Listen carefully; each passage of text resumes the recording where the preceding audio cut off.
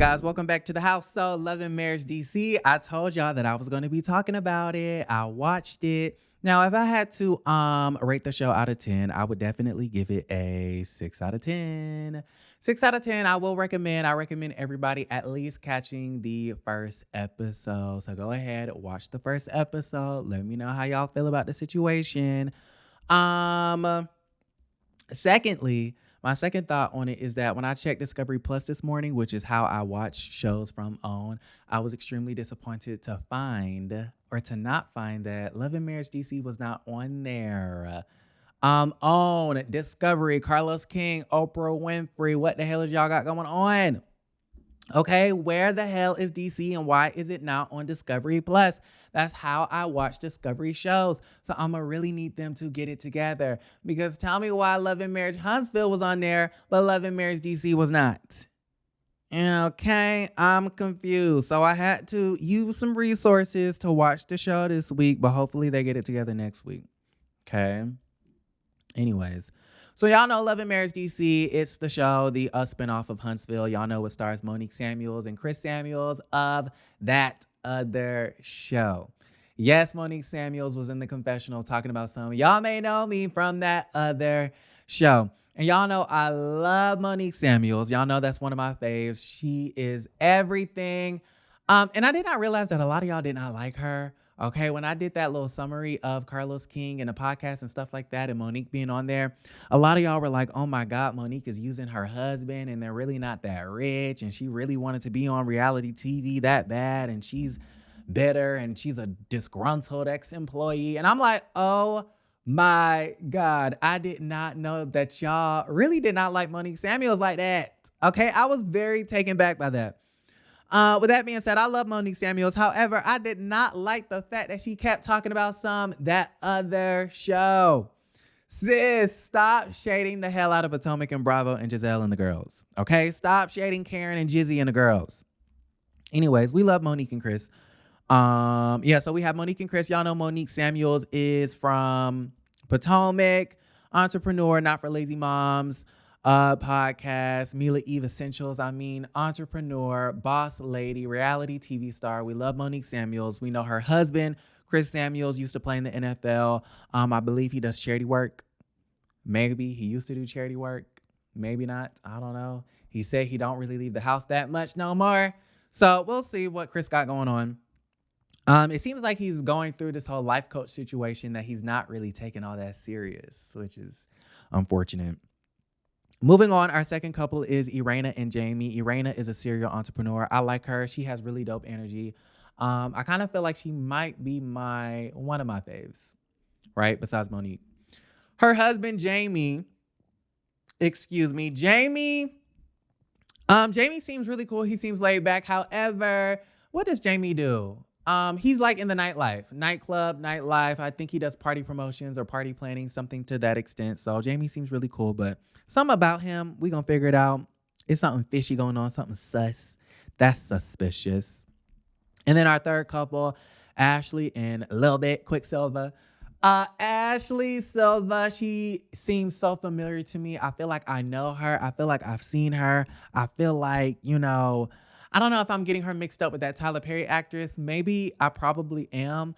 However, she looks so familiar. She is stunning, beautiful.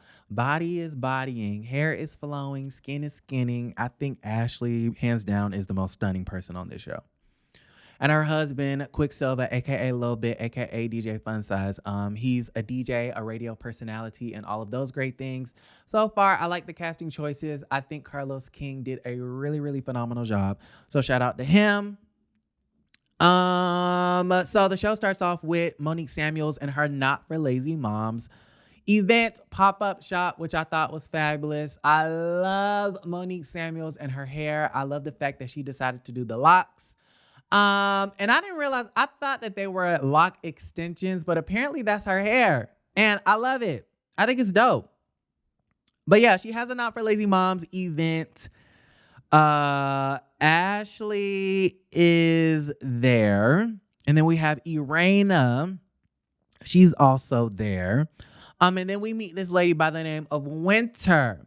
Now, I was really sitting here contemplating why the hell is Carlos King introducing us to this lady by the name of Winter? Why is she here? She doesn't have a husband. Like, she's not on the theme song. She's not on the title card. Like, when I Google the show, she doesn't pop up. It doesn't even pop up in the search engine. So I'm just a little bit confused as to why I'm staring at a woman named Winter.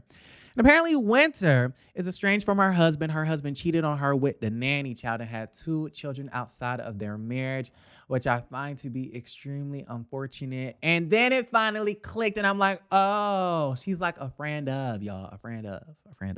Okay. So Winter is a friend of, and I think I'm going to like her. She seems pretty genuine, and I feel like she's going to bring a lot of drama. If we're judging it based off of that preview and that trailer, it looks like she's going to bring a lot of drama to the show. So I'm super excited to see what Winter has up her sleeve, Miss Friend of the show. All right. Irena, she's dope. She's laid back. I can tell like she's easy going, go with the flow. So I really like her energy. However, Ashley, although I feel like Ashley is probably the most stunning, she is the most shady. Girl, she was at the event, you know, sipping on her drink, her Henny and her Coke.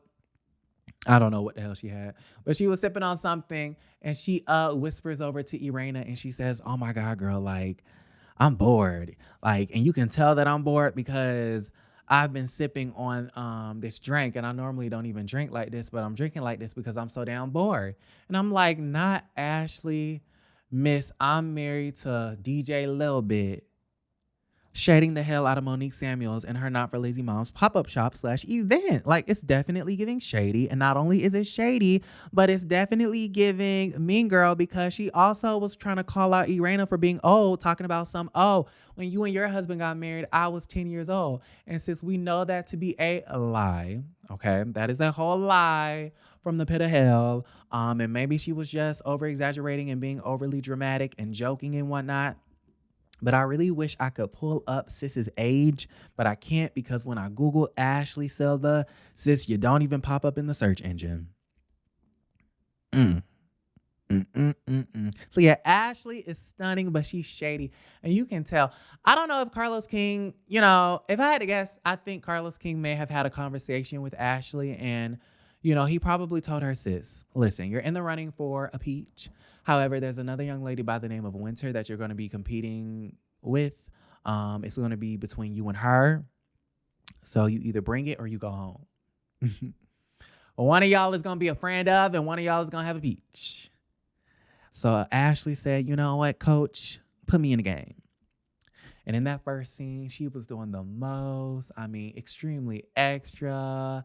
All of these lewd jokes about twerking on your man and waking up, giving him head. And it was cute. Like, we like to see it. Ashley's definitely bringing it. Maybe she might be the Jizzy of the group.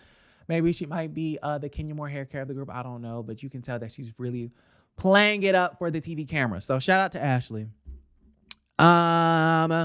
Anyways, outside of that event, we have Chris and Monique Samuels. I want to just run down everybody's own personal storylines when it comes to the couples individually. So Monique and Chris Samuels, basically, they're going through it. They're off balance. It doesn't seem like they're on the right page. It seems like there is some sort of a lack of an emotional connection between those two. Jamie and Irena, I believe, have a son by the name of Little Jamie. Yes, Little Jamie, not Lil Jamie. Little as in Little, not Lil. Okay, so get it right. Little Jamie, not Lil Jamie. That's their son. It seems like Little Jamie and Big Jamie don't really have a relationship like that.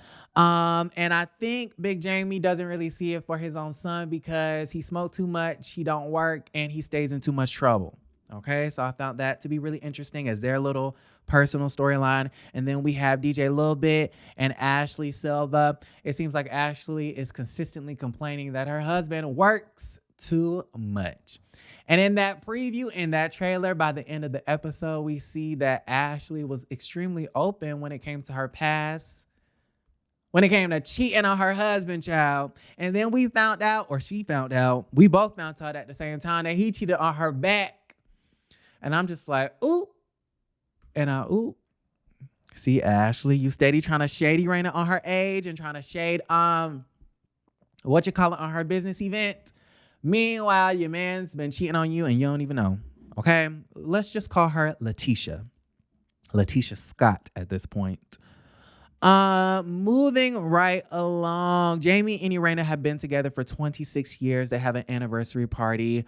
Monique and Chris Samuels are steady begging them to do a Q&A because they want to know the secret. What's the secret to this 26-year-old marriage? And Irena's like, girl, this is a party. This is not a not for lazy moms pop-up shop, event, conference, press conference, or what have you. We are here to drink, celebrate, and be merry and dance. Okay, so stop asking us questions about our marriage. We're not saving y'all's marriages tonight. Okay, I almost said something a little bit more harsh.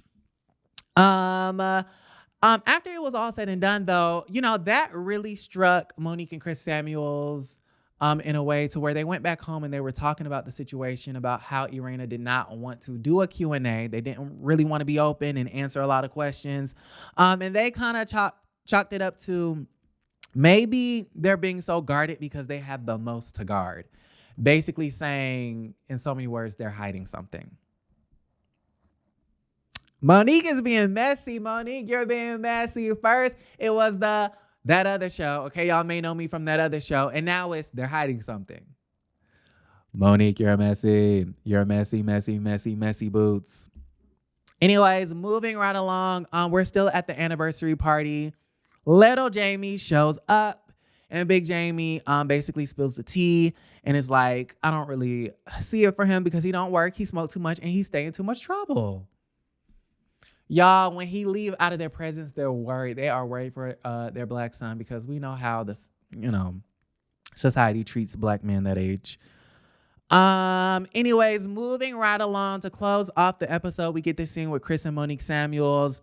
I'm going to try to sum this up in the simplest terms. Chris is basically seeing a life coach, and it seems like he's on this journey to kind of working on himself. And Monique, it seems like, wants a husband that is invested in working on himself. A man that wants to be better, a man that wants to evolve in his relationships and his marriage and his family life and things of that nature. He was seeing a life coach by the name of Terry, but it seems like he's been slacking off. He was supposed to do this list, a list of likes, a list of passions, a list of interests, a list of the things he loves. And then he was then going to discuss this list with his wife, Monique Samuels. However, he's been slacking off and did not bother to write down the list. So Monique is really irritated at the situation, and you can tell she's very agitated and she's disappointed in Chris Samuels because Monique's words, not mine. It seems like Chris doesn't want to do the work. And then they get into an argument and then roll the credits. So yes, let me know how y'all feel about it. I think we should all check it out at least once. But I think I'm going to come back and review it again. I think this storyline between Monique and Chris is quite interesting. And I really want to see where this relationship goes because in the podcast, she cites that she fled DC, child. She fled DC. Speaking of DC, some smarty pants was in my comments talking about you do know that Potomac, DC, Maryland, and Virginia is all in one little area. And I'm like, what made you think that I didn't know that? I mean, I literally, what's the date? I came back from DC all of maybe 10 days ago. Like, you don't think I know that? Like, I don't know what I said to make you think that I didn't know that the DMV was like all in one little area. DC, Maryland, Virginia, Potomac, Bethesda, all of that stuff. I know that it's in all one little pocket. Baltimore. Sis, don't try me.